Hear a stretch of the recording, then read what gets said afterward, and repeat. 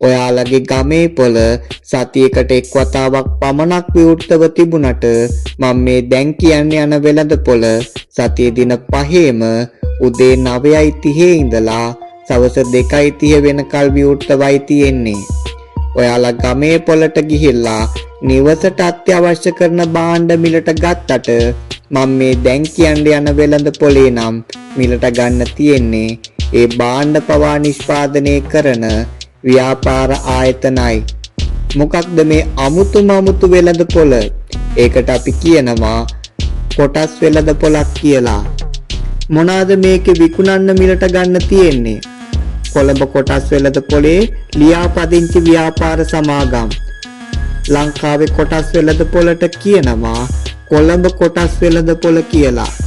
අපි මේ channel එක තුලින් කොහොමද කොළඹ කොටස් වෙළඳ පොලේ ආයෝජනය කරන්නේ කියලා A to Z කියලා දෙනවා. ඒකෙදි ඇයි ව්‍යාපාර කොටස් වෙළඳ පොළට එන්නේ? ව්‍යාපාර වලට වෙන වාසිය මොකක්ද? කොටස් මිලට ගත්තම අපට ලැබෙන වාසි මොනවද? කොටසක් කියන්නේ මොකක්ද? කොහොමද අපි කොටසක් මිලට ගන්නේ හා විකුණන්නේ යන ඉතා සරල තැනේ සිට ව්‍යාපාරයේ කොටසක් මිලට ගද්දී මොනවද අපි ව්‍යාපාරයේ බැලිය යුත්තේ?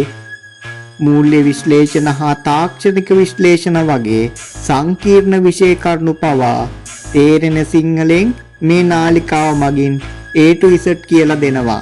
ඉදිරියේදී අපි මේවා එකින් එක ඉතා සරලව ඉගෙන ගමු. ඉදිරියේදී දාන ඒ වීඩියෝ නැරඹීමට channel එක subscribe කරලා bell icon එක click කරලා තියාගන්න. එහෙනම් අදට ගිහිල්ලා එන්නම්. සුබ දවසක් හැමෝටම.